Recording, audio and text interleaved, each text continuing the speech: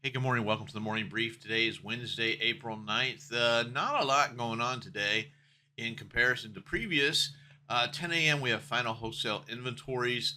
10:30 crude oil inventories. 11 a.m. we have FOMC member Barkin speaking.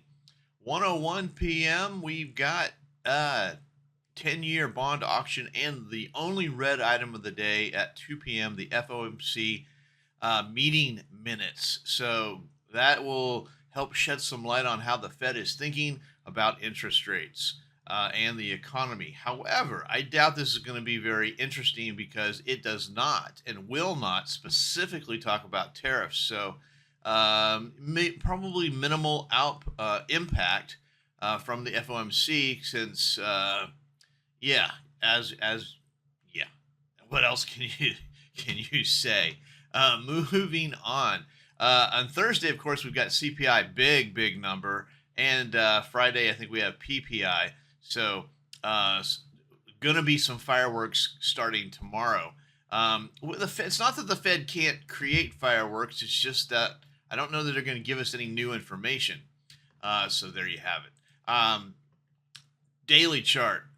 We came down yesterday, big reversal day yesterday, but volume was pretty pissy. Not happy with the volume. Should have had much heavier volume, and now we're gapping down again. Long way below the moving averages, definitely into bearish territory, downtrend, whatever you want to call it. Where could we go? I think if we test and break 48.30, it could get really kind of ugly. We've got a loan volume node at 47.83, but I would think that with the volatility of this market, 47.13 is a lot more acceptable as a potential target. On the upside, these two highs right here are definitely resistance. 52.85, got to get above that for any real potential bounce directionally. Yeah. Inventory was positive. Again, more of this we've seen over multiple days of buying the dip. They just keep coming back and buying the dip, buying in the big price movement down. What do we have? Increasing inventory all the way up to 20,000, almost 21,000 contracts. I'm an optimist, but the people who are buying these dips are really optimistic. The tariff situation is going from bad to worse. There you go. There's the tariff. That's where the president talked about increasing the retaliatory tariffs on China. And you see the reaction there. Not a good situation going forward at all.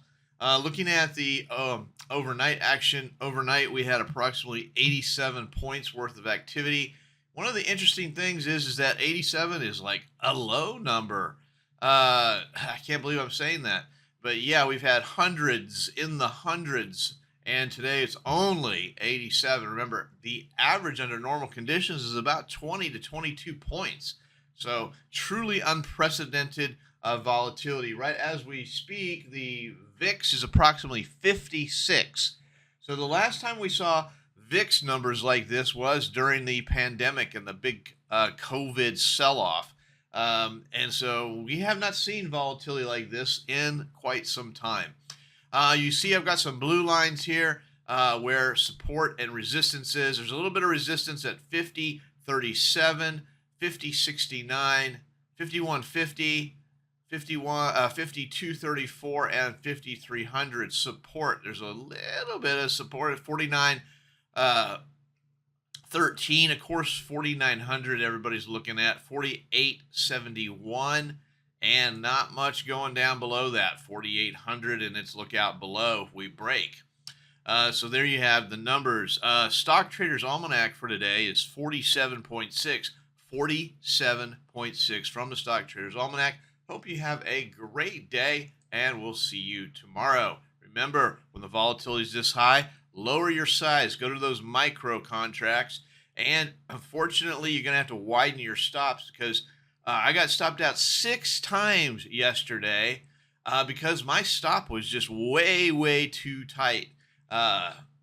So you got to widen your stops, go to a smaller contract, or some people are staying in cash, which is also a position. Have a great day. See you tomorrow. Hey, thanks for watching the morning brief. Check out my website for more information, oneononetrading.com.